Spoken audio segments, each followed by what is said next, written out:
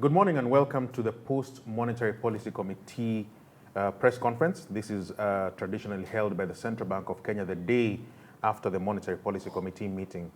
In this case, this was held yesterday, Wednesday, the 27th of July, 2022. And today we'll have a press conference that is hosted by the Governor of the Central Bank of Kenya. As is customary, the Governor will go through his statement, and you're free to place questions which shall be placed to the Governor after his statement. And you can do that through the Slido application. That's slido.com. The meeting ID is #MPC0722. So without further ado, we'd like to welcome the Governor of the Central Bank of Kenya, Dr. Patrick Njoroge. Thank you. Good morning. A warm welcome to all of you who are joining us for this briefing following the MPC meeting. The MPC examined closely the recent economic developments, particularly against the backdrop of the past policy actions. And as before, we'll go through the various components of issues that came up. But at this moment, I presume you already saw the communique that was sent out at the end of the meeting last night, communicating high-level issues and also the final decision. So as we always do, we start with the global developments, and this continued progress in the fight against COVID-19. And I think there are two directions in this. One is vaccinations, and as you can see on the slide there has been significant improvement. I'm not going to go in detail through it. And then also, of course, the manufacturing of vaccines in our countries, side of the tropics, as it were. And the second element, which I think was important here, was the world economic outlook. And here we recently had the IMF's global, the IMF's view update, and this was actually on Tuesday, July 26th. And there are two elements that I wanted to flag in the IMF's view update. First is they characterized the world economic outlook as gloomy, and that's a very strong word, gloomy. In particular, global output contracted in Q2, in the second quarter of this year, and driven by downturns in some large countries, China in particular, Russia, and the U.S. was also underwhelming in its outcome. It was softer than was anticipated. A second element of this, of course, something that they said risks to the outlook are overwhelmingly tilted to the downside. That is also a word that is not in common usage in these sort of documents. And in particular, what was flagged was the war in Ukraine, potential for stoppage in gas imports from Russia, that is imports to Europe in general. Inflation could prove harder to contain in the advanced economies, and indeed spillovers from the monetary policy actions of the larger central banks, spillovers into the emerging market and developing countries. So all that, including the potential for a renewal or an upsurge of COVID, all those were risks that were flagged by the IMF in its view update and need therefore to be monitored closely. But in terms of the general numbers of global outlook, you have them there on the slide. You can see that the world economic the global growth has been scaled down to 3.2% in 2022. And so over the last 6 months, from January, they've actually cut back the projection for global growth in 2022 by 1.2 percentage points. That is significant. It's sort of significant scaling back of the outlook. US at 2.3, again, quite dramatic in terms of how much the total let's say, how much growth has been cut back. And China, 3.3. 3.3 growth for China.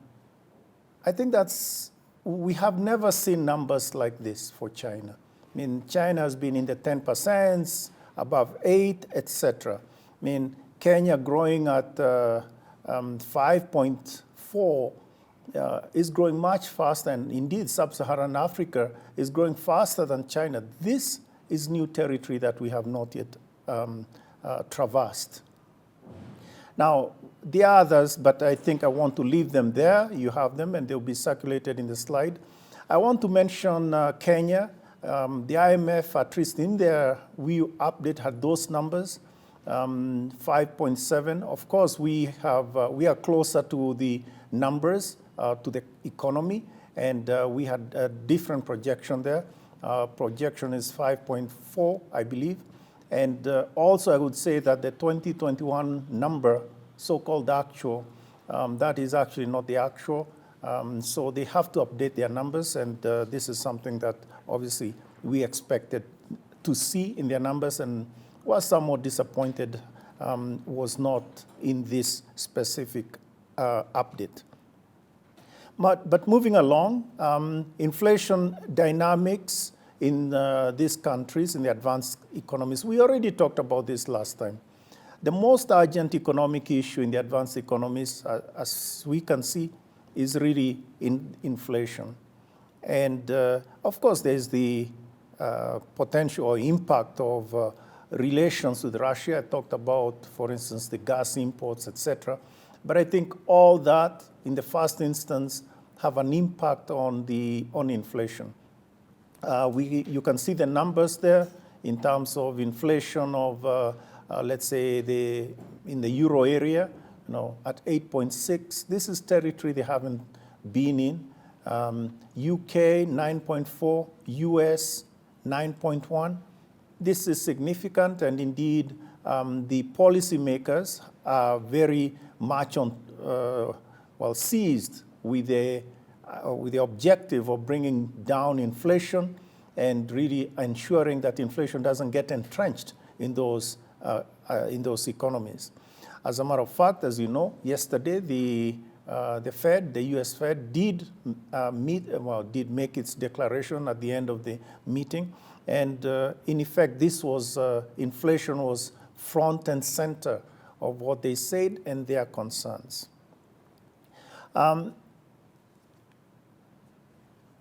Then moving on to the crude oil prices, this is another important element in the international markets. And you can see that it has really gyrated quite a bit from the peak of back in February, March, I believe it was, of $130 per barrel. And this is our, let's say, our benchmark oil. And now it's around 100, well, actually on this chart it is 105, around the average for the year. The average for the year is 104.7. But actually, as of yesterday, it was $102.05 per barrel. So the expectation is, we do hope, I guess this is more a hope than an expectation. If there is any market that is really difficult to predict, it's the oil market. And the point is that we hope that the policies of the advanced economies will lead to a significant decline of the international prices, and which will also be significant for ourselves in our economies. And now I'm talking of sort of the oil importing economies in Africa and elsewhere around the world. Moving along, of course, we also know about the other prices, global prices. And these, for some commodities, they are moderating and have been moderating since June. And we've just chosen some of the commodities here. And palm oil, for instance, that's the dark red more on the left-hand side. You can see that it peaked sometime in May, and that has actually been coming down. It came down in June and has continued to come down. The numbers that we have seen are much lower than this. But the others as well, the other commodities, wheat.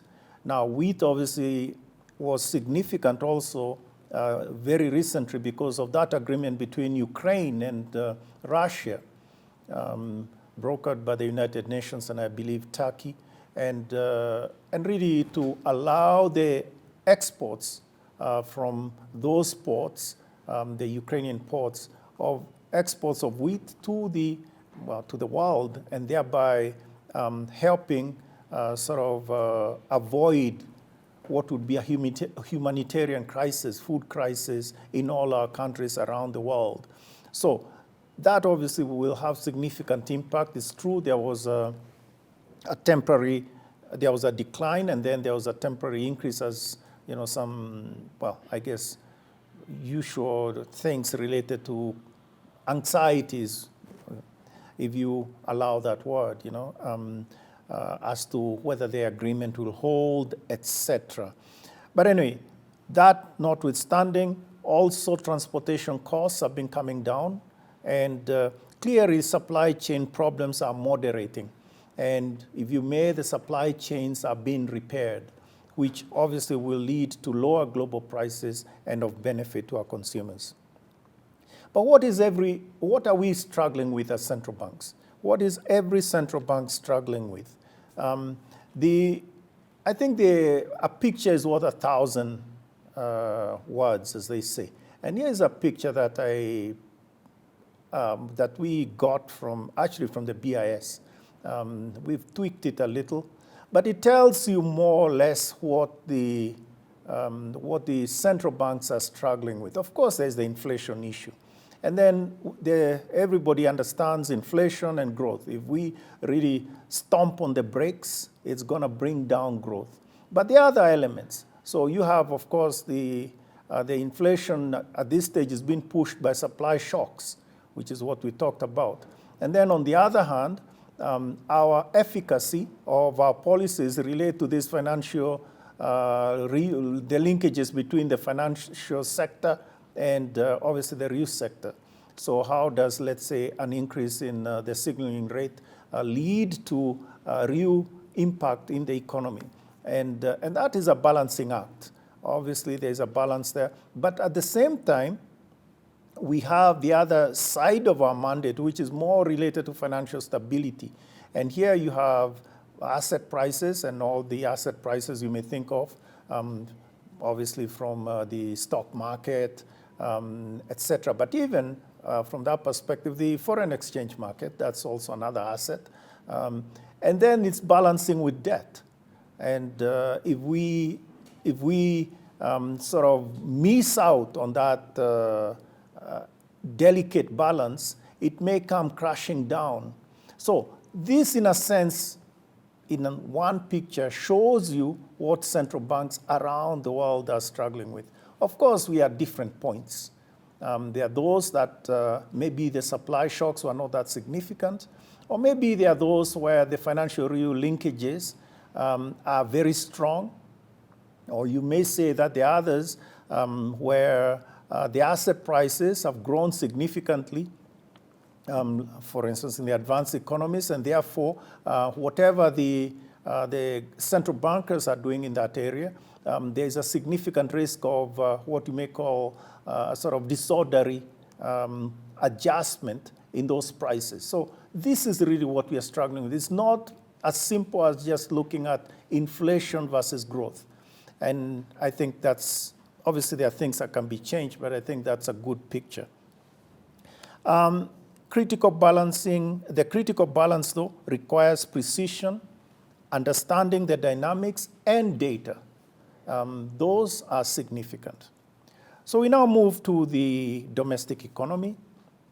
And here, if you remember when we met 2 months ago, we warned of a clear and present danger of breaching our 7.5% threshold in the next 3 months. And indeed, in that context, inflation in June ended up at 7.9, precisely breaching it as we, in a sense, had warned before. Now, we didn't just warn, we warned, but we also acted. It was against that background that the MPC 2 months ago, took the decisive action of raising CBR by 50 basis points and raised that to 7.5%. Now, as for you have it there, you had seen that slide before, but I think we need to move quickly to the contributors of overall inflation. And you can see here most of the contribution, at least in June, was from food, was being driven by food. And if you looked at 4 specific food items in the CPI, wheat, maize, milk, and edible oil, you can see they contributed 2.9 percentage points in that 7.9 percentage points. So it is significant to see what is driving inflation as measured in our CPI. So moving on this, obviously at that point, that is, against that backdrop, the MPC had taken that decision. When we sat down yesterday, the MP assessed first that the impact of its policy action is still working through the economy. So as we had said, a change in the benchmark rate takes time to work through the economy. And yes, so that was assessed, and we looked at various data that it's still working through the economy. In a sense, trying to lower the inflation outcomes as measured. Secondly, the government did take measures to moderate the prices of specific commodities. And I think there's a long list of that, but maybe I can show it if we can quickly show it. I won't go through it in detail, but I think it would be good to just remind yourselves about some of this. First, of course, is the subsidies that have been there.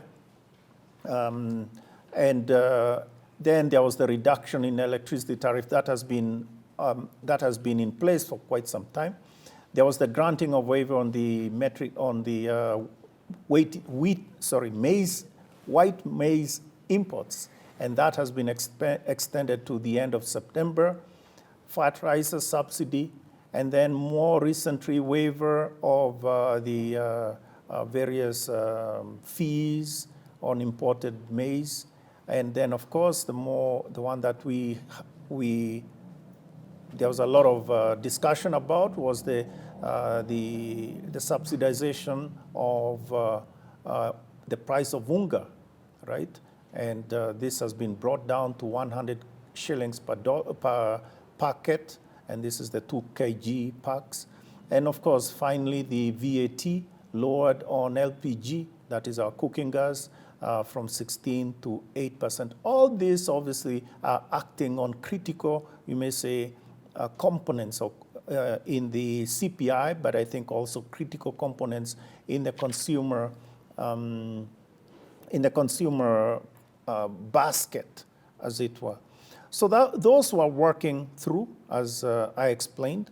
And then thirdly, international prices, as I mentioned a moment ago, were moderating or are moderating for key products. And I mentioned some of those, which I think one could follow where they are, say, over the last few weeks.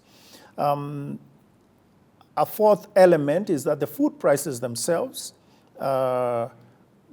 given the supply, or should we say where we are in the crop cycles of the various crops, there's expectation of increased supply, and this is corroborated by results we saw from our agricultural survey that I'll mention I'll talk about in a moment. So, taken together, the MPC decided to wait, or rather to maintain its current stance, as all these measures do their part or play a part in easing inflationary pressures in the medium term. So that's what I wanted to say about inflation, and at least in detail. Let's move on to the output. And here I think we already say that we'll get new data on Q1, GDP Q1 data. And And we can say that there has been very strong momentum in the first quarter, with the economy growing at 6.8%, as shown in the slide on the screen. Now, this was driven by non-agriculture, the non-agricultural sector, services and manufacturing. We need to make the point, and I continue making this point, that agriculture is somewhat of a puzzle. And the issue is, it's true, it's not as strong as maybe it used to be in the past, but I think the numbers still appear weaker than we were expecting. But be that as it may, we are working to understand whether it is a reporting issue or actually there is something else that's going on in this sector that we are not aware of. And that is one of the reasons why we started off on this agricultural survey, which I'll talk about in a moment. That notwithstanding, the leading indicators for Q2 point to continued good performance. Please move to the previous slide, please. Continued good performance, even against the uncertainties for the related to, let's say, the political calendar. And I think taken together and looking at various indicators, the economy is expected to remain resilient in 2022 at 5.4%. That is our current estimate. And I think, as I said before, 5.4 is a pretty solid growth in 2022, and that is, comparable. I mean, compared to other economies, given the shocks, external shocks that we are still navigating through, and also given our own internal shocks that we have to contend with. But now we talk about the specific sectors, and I'll go very quickly through this. First, of course, wholesale and retail, and this is going quite strongly, and that is the blue line up there. So you can see growing at 12 month, year on year, at 20%. That is quite strong. And of course, we know that this has a lot of, let's say, spillovers to other sectors. Then manufacturing, again, also quite strong. Looking again, this is sales turnover, and it is probably the earliest, the most, the most timely of indicators that we have, that we use for the sectors. Going to another indicator of manufacturing is power consumption, and this is a dark blue line, and you can see that the growth is 5% last June, 8% in May, etc. Looking at the large power consumers, these are probably the industrialists, etc., the large industries, you can see that electricity consumption is growing steadily above, around 4%, 4-5%. Obviously, in May, it was much higher. But anyway, you can see that this collaborates that manufacturing is growing at a steady pace. Other indicators, consumption of cement, again, this is the blue line, growing at 19%. We are not sure why May was so low, but we are still digging at the data, because going from 20 to 1% is a bit surprising, but in any event, there's still growth, as you can see. And moving on to other transportation and storage, and indeed also the accommodation, etc. Again, very strong growth, 30%, almost 40%. And obviously, for accommodation and food services, this obviously is growing very, very strongly. And maybe we could talk about that. I'm not sure if I have another slide on this. No? Okay, so, maybe we go through the credits. So credit growth, again, you can see that this shows very strong growth in all the sectors that we sample. But I think for this one, I wanted to mention consumer durables. And you can see it's growing quite strongly. This suggests that consumers are still very optimistic and still consuming the durables, whatever they are, The overall credit growth is 12-month credit growth. You can see is at 12%, and this obviously is something that we haven't been in this territory for some time. And when I talk about banking, I'll talk about the credit risk, etc. We'll come back to that. But I wanted to say a few words before we go into the balance of payments. I wanted to say a few words about the hotel sector, tourism, etc. I note that the Cabinet Secretary of Tourism did make some very favorable comments or summary, and also his expectation of how the sector will perform. So how it is performing and will perform. And I think our information really collaborates on this. What is clear is that in June, there was a significant pickup in foreign bookings. July is a pretty good month has been, and particularly for safari, let's say safari tourism, the Mara, etc., is already at 2019 levels. And in some instances, it's very hard to even get a place fully booked. This is the time that we are having the migration, the wildebeest migration. But also other places, Amboseli, Savo, etc., all the other places, these are pretty much at 2019, that is pre-pandemic levels. And foreign booking also has remained solid for August. And there is indications that the second half will be very good. Now, that is sort of on the hotel side, but you also have the conferencing side. And on the conferencing side, that also has worked very well. And we'll give you the numbers in a minute. But the general sense is that the conferencing has supported the hotels. And the conferencing, as you understand, a lot of it is local.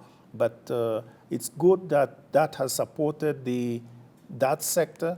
And now that the tourists are beginning to come back to more normal levels, I think we are pleased that the economy, or rather that particular economy sector, can begin to show the dynamism that we always expected of it. Moving to the specific elements of our MPC surveys, we had 4 surveys, and the first of this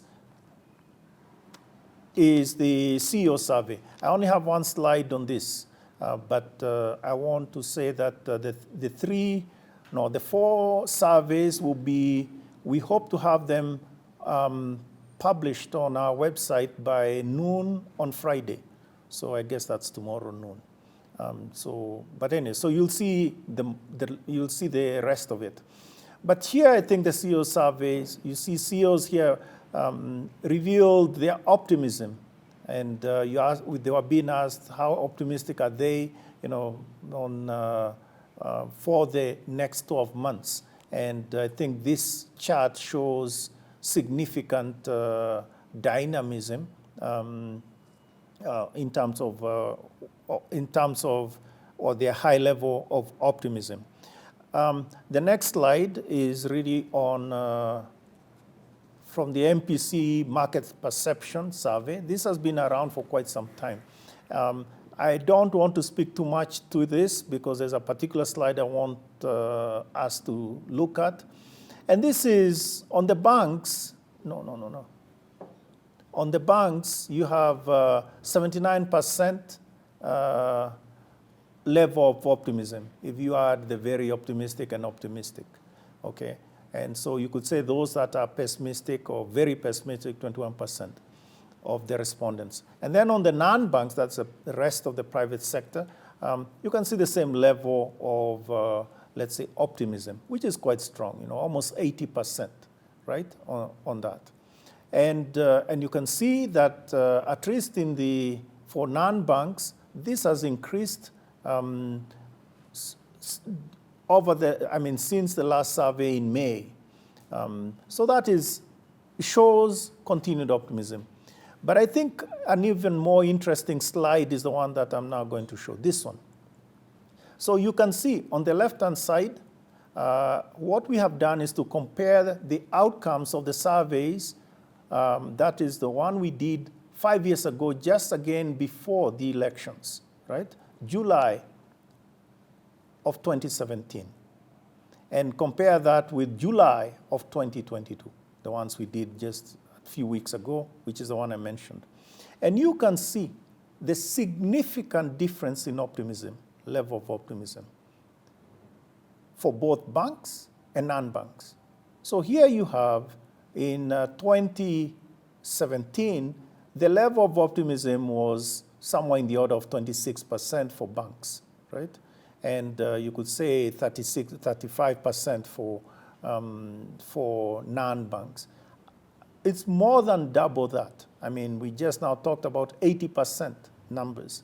So this, in effect, shows with clear data how people are proceeding, making economic decisions. Last time, there was a lot of wait and see attitude in terms of decisions.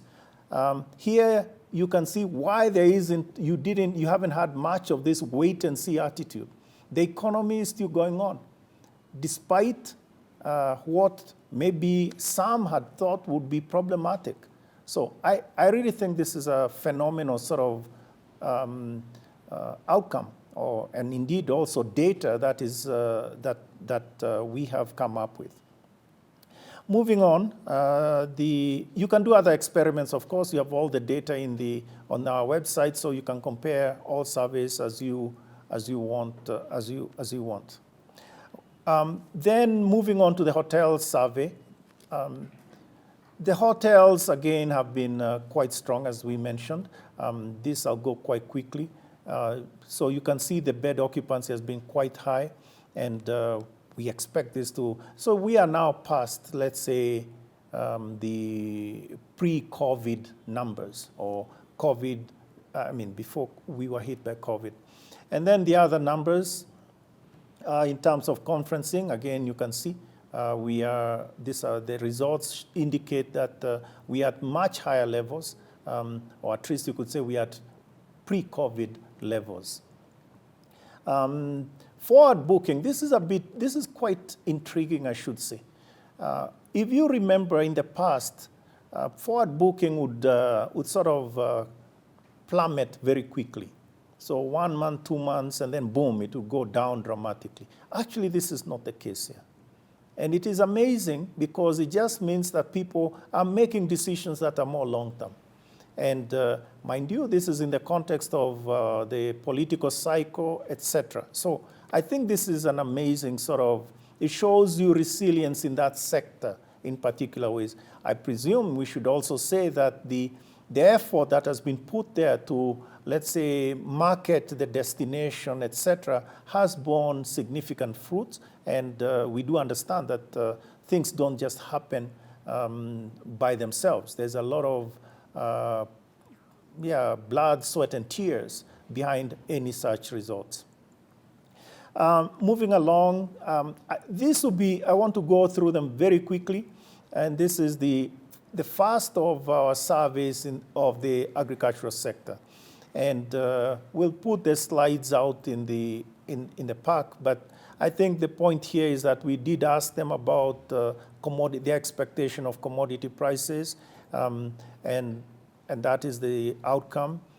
We asked them about their expectations about supply, what is going to happen in each one of the products, and you can see what they said. Basically, there will be an increase in supply in some of those products, and they explain why. We also asked them about the factors that affect agricultural production, and this, I think, was kind of interesting, so I'll spend just a second on it. Transport costs, weather conditions, and input prices were the three most significant factors affecting agricultural activity, market supplies. And actually, upon thinking about it, we do understand why this would be. Anyway, all this and more will be in the final product when it's put out. Moving on now to balance of payments. And again, I'll try and go a bit quickly. On exports, the overall increase, as we indicated in the press release, is something like 11%. So exports have grown in 12 months to June versus 12 months to June of last year by 12%. But I just wanted to flag a few commodities, tea, and we have another slide on tea. Do we have it? Yeah, here you can see tea in terms of our traditional partners. This has continued quite well. And I'm thinking particularly Pakistan and other, well, I presume Egypt, etc. Of course, against this, you also understand that there are other suppliers that are having a tougher time producing their products, which has led to the price to price and volume increases. No, please.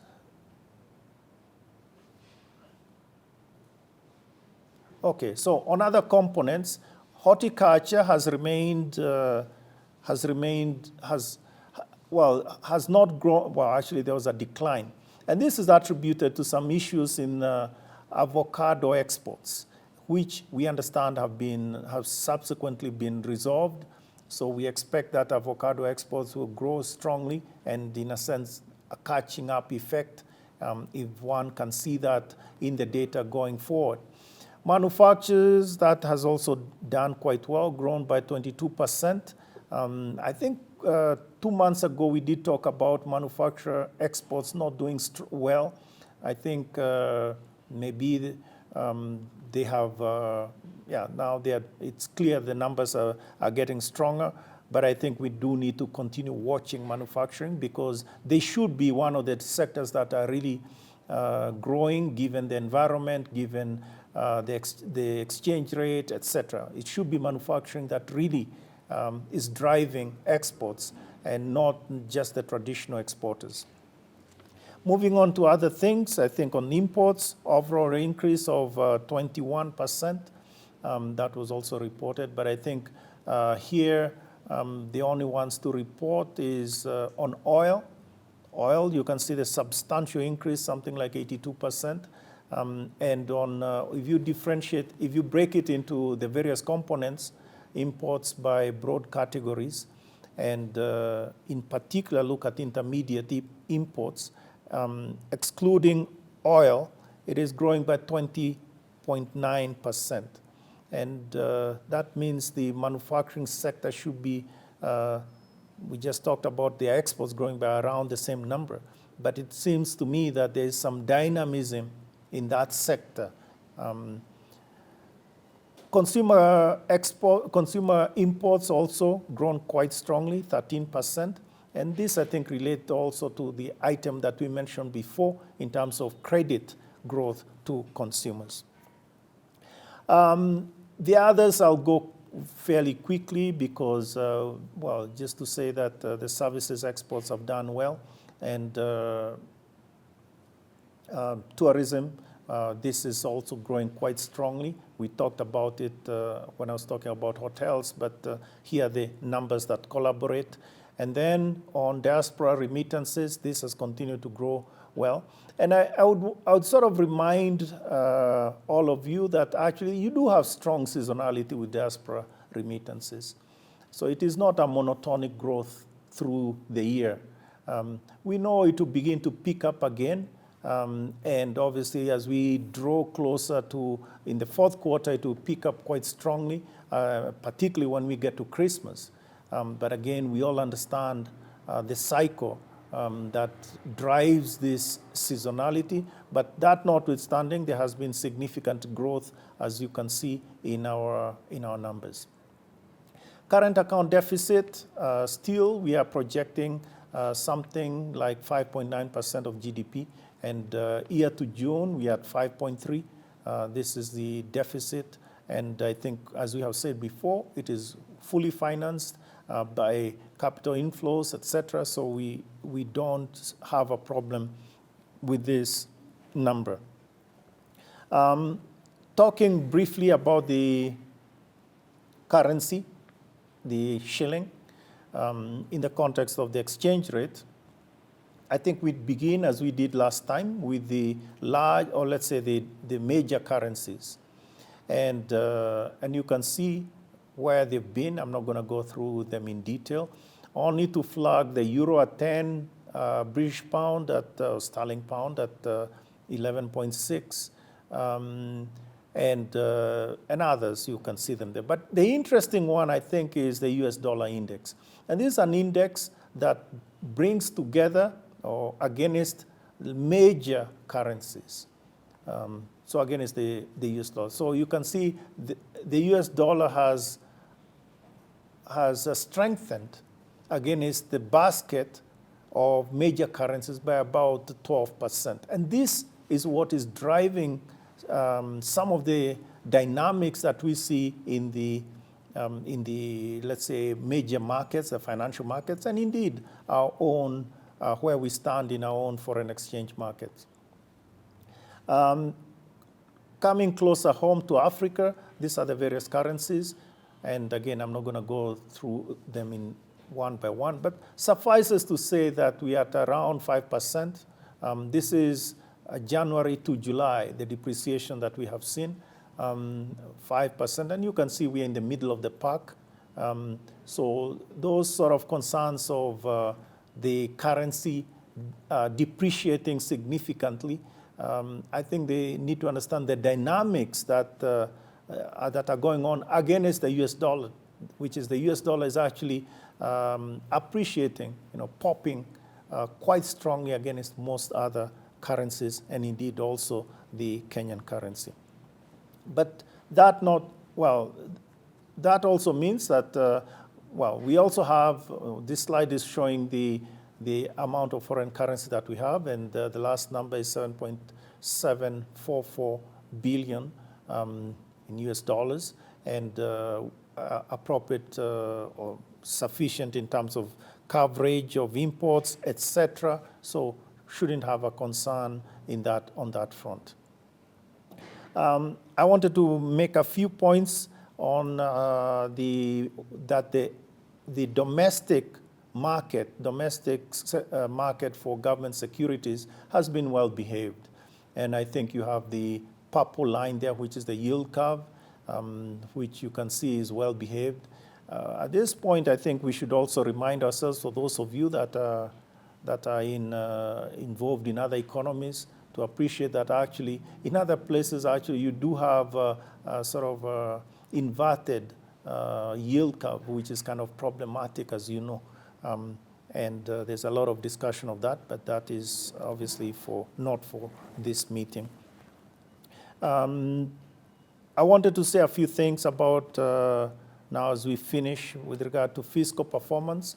The MPC did look at the fiscal performance of our, at the end of the fiscal year, that is at the end of June. And indeed, it was a difficult year, but it yielded, let's say, record results.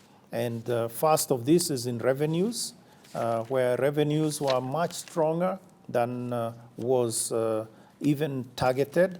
So in terms of ordinary revenues, they had something like 1.92 trillion Kenya shillings versus a budget of 1.85 trillion Kenya shillings. So that overperformance, I think, is something that we've never seen, definitely not in living memory. And I think the point here is we appreciate the work that was done by the revenue agencies, etc. I mean, the revenue collection agencies, in this case, KRA, etc. Suffices to say that it gives us good prospects of achieving the deficit reduction that was expected or was planned for in the fiscal year 21-22. 2022. A couple of other things as we finish. The banking sector, I'll just say a few things about that, which is strong performance. It's true we did talk about credit risk remains elevated, and I think that is something that was reported in the press communique, including the increase in the ratio of NPL to gross loans at 14.7 at end June, up from 14.1 at end April. And we also explained that this were in manufacturing, agriculture, energy, water, transport and communication sectors. So specific sectors and specific accounts. So specific borrowers. And so they are not systemic in any way, but they relate to specific challenges. And there are various challenges, one of which is governance in some of those areas. And I think that is being worked out correctly. Banks have continued to make adequate provisions for these NPLs. By the way, we did have a credit officer survey, which we carried out at end June, and that will be published shortly. And the credit, they show that, just two things to mention there. Credit risk appetite among banks is expected to remain the same. So the credit standards also, will remain tight. And that, I think, is something that would offer us comfort, going forward. The other things I would mention, but I think two quick points here about some of the banks raising funds from the development financing institutions for SMEs and supporting their climate risk mitigation, lending, etc. Also, we continue to work with the digital credit providers, and as you know, we have recently been given the powers and the mandate to regulate this sector, and we are working with them in terms of getting information from them, reviewing the information, and then moving on to licensing them before September 17, at which point, if you have people that are working or institutions that are working in this field and they have not received their licenses, then they'll have to cease and desist. There is the information about the IMF program, which I think you've all read and seen.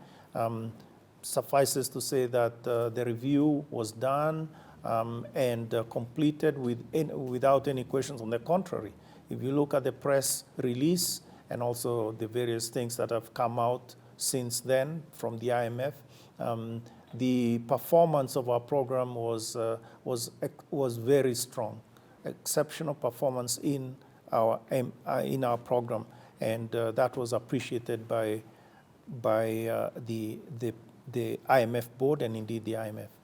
I want to stop there. I know I have really overshot my mark, but I think there was a lot of information that we had to go through. And I think the bottom line is that the economy has strengthened quite well and showed a lot of resilience. And in terms of inflation, the MPC was quite clear why even as they are concerned, they took that step. And I think the issue here is to also continue to monitor the global risks that remain, as I mentioned before. So thank you very much. I'll take your questions. Thank you. That was the Governor of the Central Bank of Kenya, Dr. Patrick Njoroge. And we go straight into the questions. We begin with Kefa Moirore from Radio Citizen. Kefa is asking, CBK held talks with banks and KEPSA on easing dollar access constraints.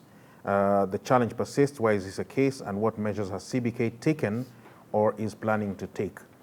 Victoria Munga from the Voice of America is asking, are Kenyan banks experiencing a shortage of small notes? If so, why, and what is the impact? And finally, for this set is from Constant Munda from the Business Daily. What's the status in approval of banks to resume risk-based pricing of loans? How many banks have been approved? Okay, so handling all those questions in a rather organized fashion.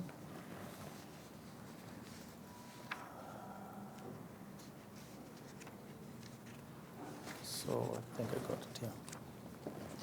Thank you. So beginning with Kefa's question about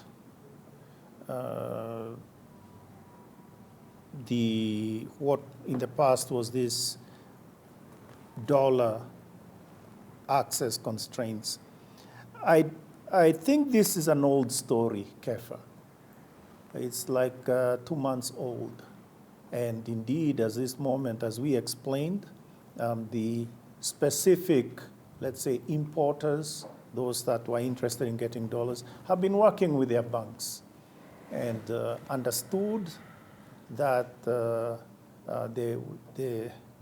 were significant sort of shocks to our economy.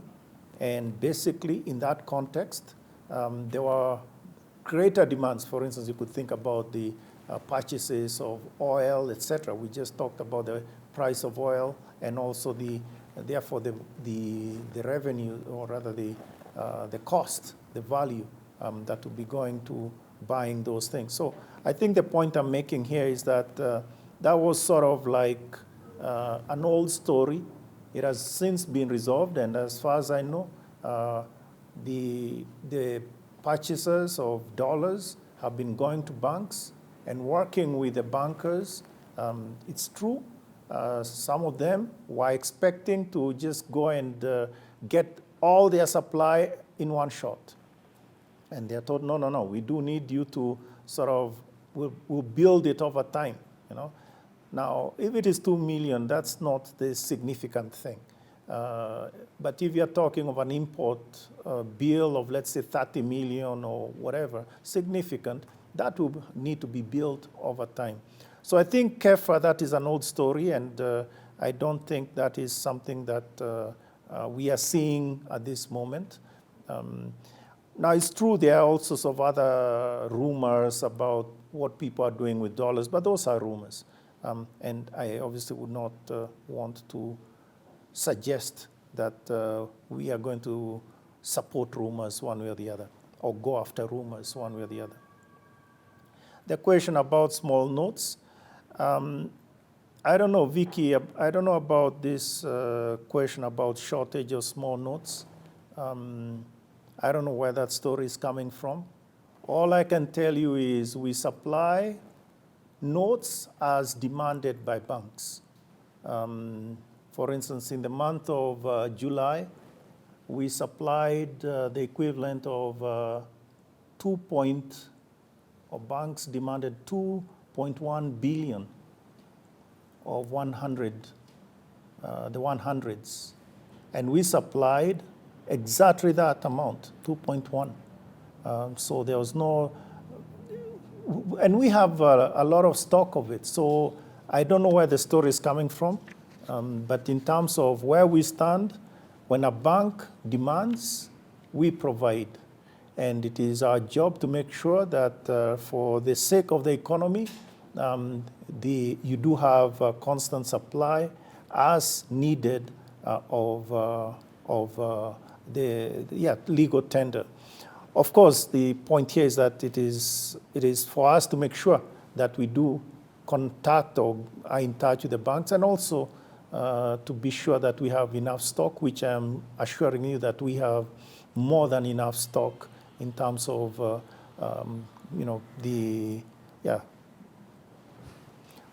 next question was on, if I may.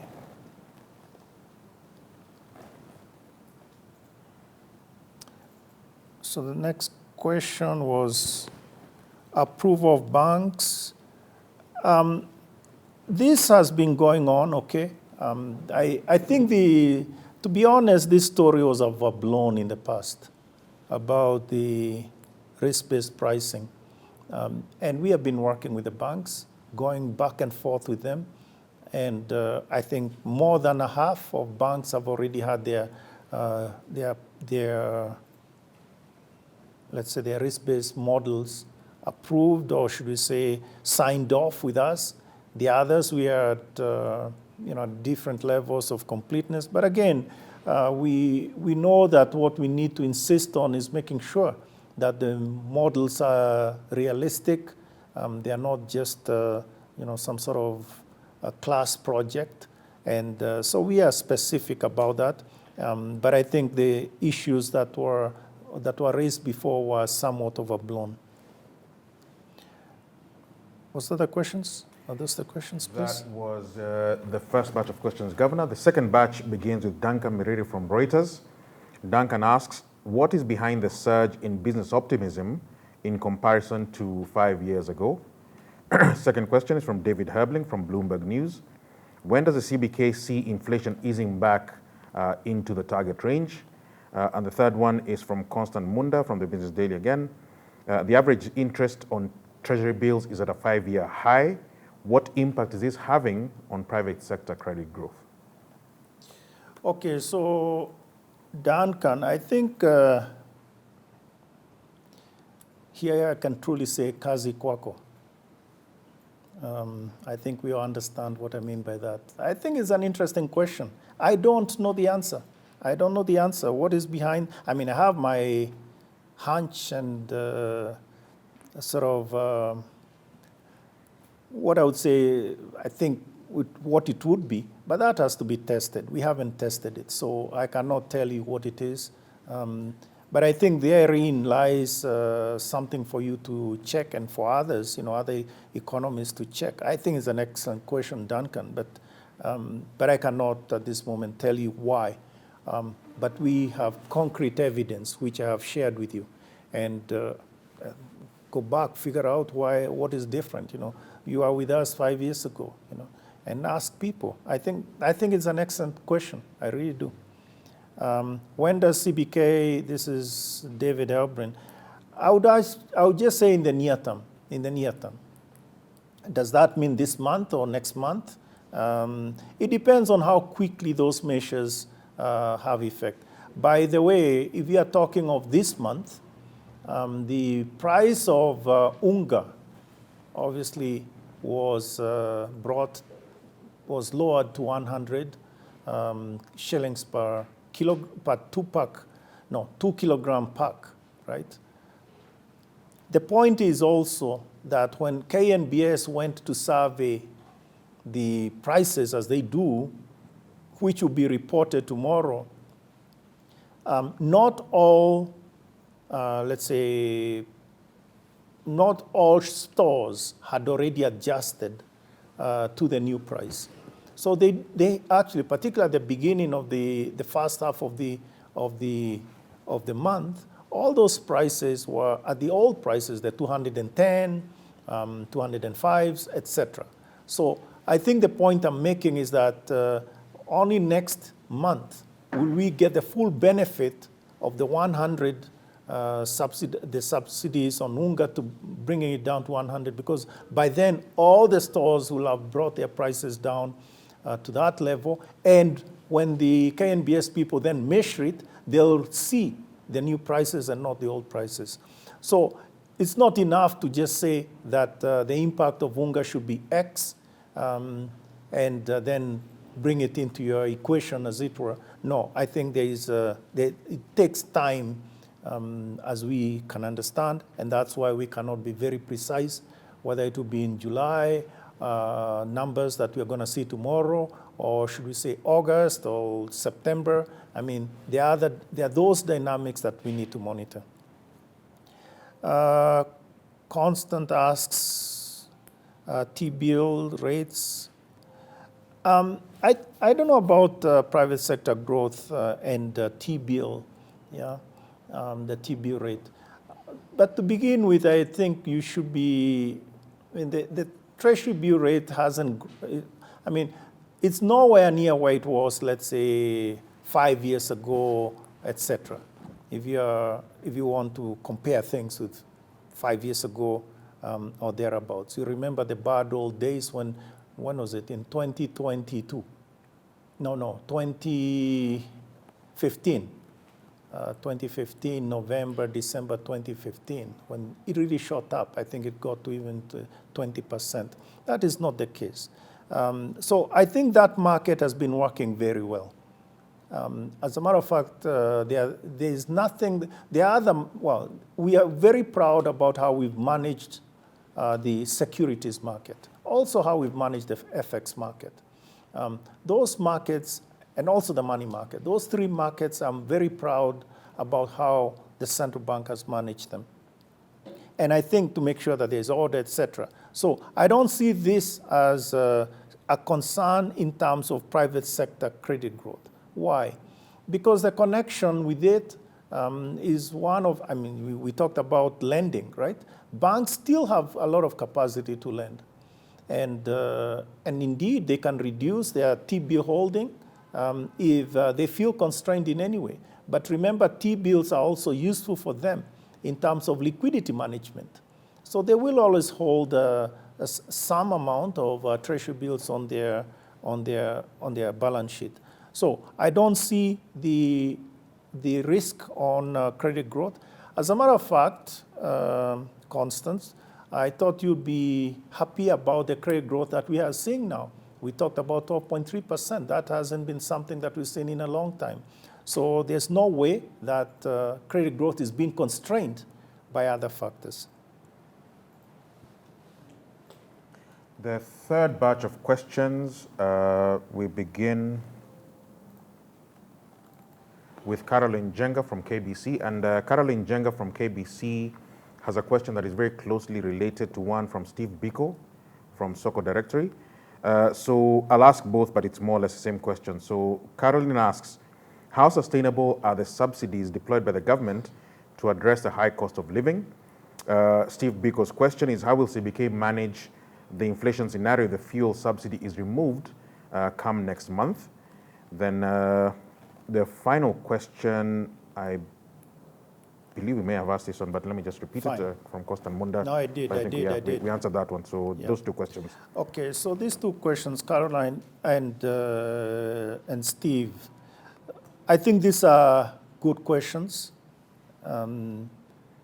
Sustainability of subsidies really depends on the fiscal space that is available. And as we all know, we have significant constraints on fiscal space. Why? Because there are some other urgent needs. I mean, we talk about development needs, building roads, building utilities, also things about recurrent hospitals, salaries. All those things are demands on the same tax revenues.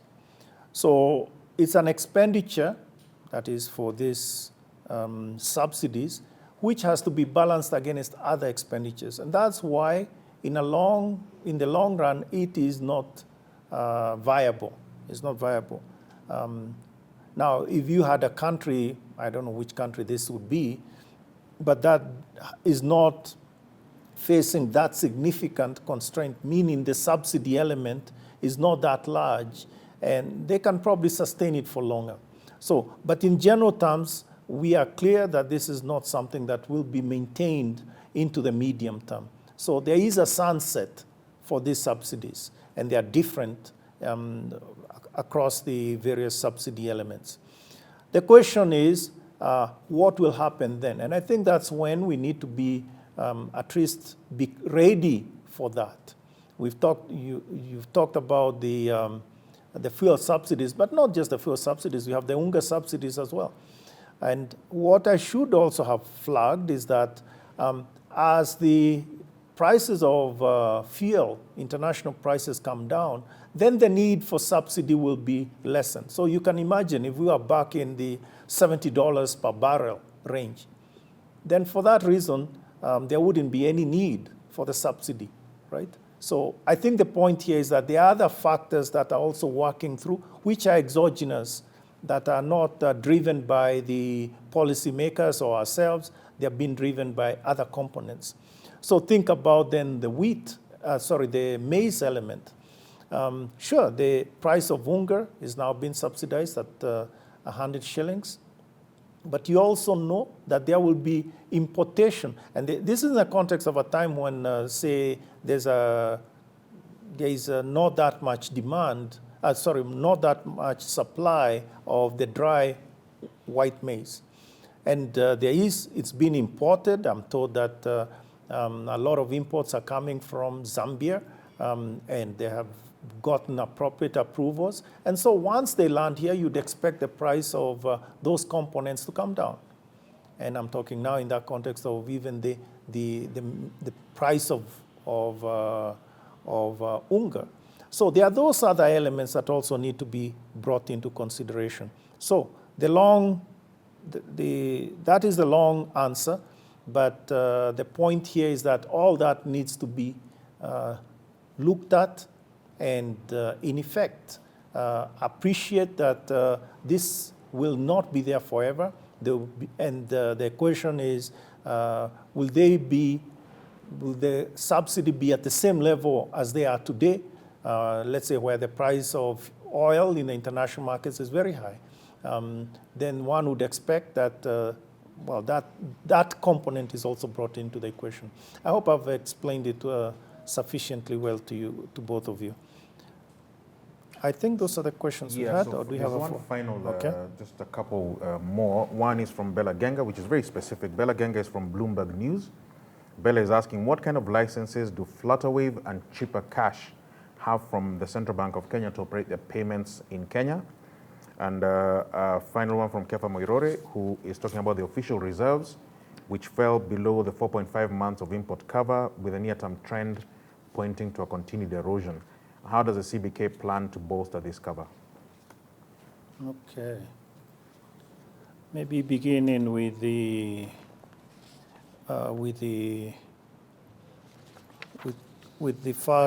second one, which is Bella's question. Flutterwave is not licensed to operate remittance provider, or for that matter, any of as a PSP, payment service provider in Kenya. So that is just, they are not licensed to operate, and therefore they shouldn't be operating. And Cheaper Cash, I think we could also say the same. So, specific answer. Kefa on official reserves. I don't know about this issue. I think we have to understand why the official reserves are where they are and whether they are adequate or not. Those are two separate questions. And I think it is true. We did not get the 1.1 billion in US dollars that the National Treasury had planned to borrow last fiscal year. And this was something that obviously was exogenous to us, So, but we had expected that to come as part of our reserves. I'm sure there'll be a sort of a substitution of some kind, so that is not an issue. But I think in the interim, we use the reserves as we should, which is to make payments, external payments related to the government, debt, etc. So I think the point here is that we are planning when we have a build-up, we have let's say timelines on all those things, stretching out 1 year, and during that period, we expect reserves to be adequate. You then ask about the 4.5 and 4.5 months of import cover. The point is there's no trigger, right? It's not like when you fall below 4.5, it's like speed limit. If you're at 100, you are below the speed limit. If you're at 110, you are at the speed limit. And if you're at 115, you are above the speed limit. It doesn't work that way. I think we all understand that. But I think the point is that, as we indicate in our weekly, generally our number is 4 months of import cover. 4 months of import cover, we see that as, above that is very adequate, yeah? And when it is, say, below 4, then we'll be more concerned. But I think the 4.5 is not a trigger, and I think it's true. There is remember in the context of the EAC, they talk about expectation, which is not the same as a target, right? That you have to hit it. So I think that suffices as an answer, Kefa, to your question. So thank you very much. That brings us neatly to the end of today's press conference. This was a press conference after the Monetary Policy Committee meeting for July. As we always do, we expect another Monetary Policy Committee meeting 2 months from now, that is September, and a press conference after that. But as it says in the press release, if there's any need to meet earlier, that will happen and will be told in good time. But for now, we thank you very much and good afternoon.